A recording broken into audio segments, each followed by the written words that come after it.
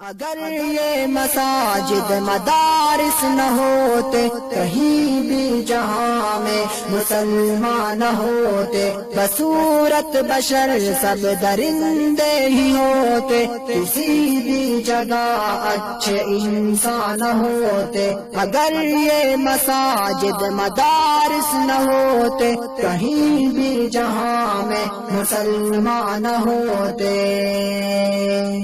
اگر دکھا دینا،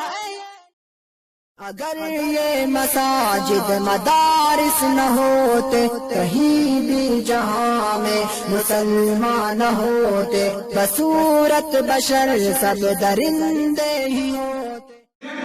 اس میں ربی ریزہ کالی ہے، اس کو ظلم و جبر کا لباس پہنایا گیا ہے، اس کو قتل و غیرت گری کا لباس پہنایا گیا ہے، مگر ہمارے پاس جو پیغام ہے وہ عدل کا پیغام ہے، وہ انصاف کا پیغام ہے، وہ عدل کا پیغام ہے، انصاف کا پیغام ہے، اور ہم نے انشاءاللہ یہ قصد کیا ہے ہم اسی انصاف کے پیغام کو لے کر اٹھیں گے اور پوری دنیا پر غلبہ پائیں گے۔ ہم نہ جھکنے والے ہیں، ہم نے پڑھا ہے، ہم نہ پیٹنے والے ہیں، ہم نے باطل قوتوں کے سامنے دبنے والے ہیں، ہم کمپرومائز کرنے والے نہیں ہیں۔ اس میں ہمیں کتنی بھی پریشانی اٹھانی پڑی، اس میں ہمیں کتنی بھی سزائیں اٹھانی پڑے گی، لیکن محمد عربی صلی اللہ علیہ وسلم نے کتنی مصیبتیں ہمارے برداشت کیے ہیں، پتھر کھا کھا کر ہم تک اس نے یہ دین پہنچایا ہے۔ ہندا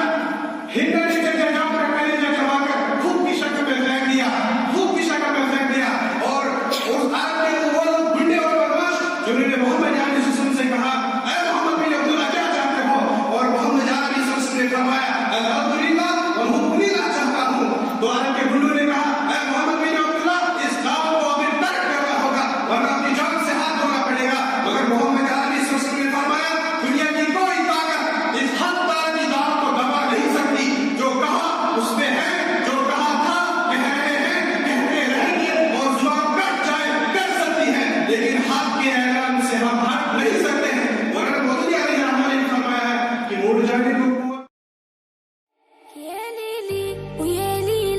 وش بزنس جيلك يما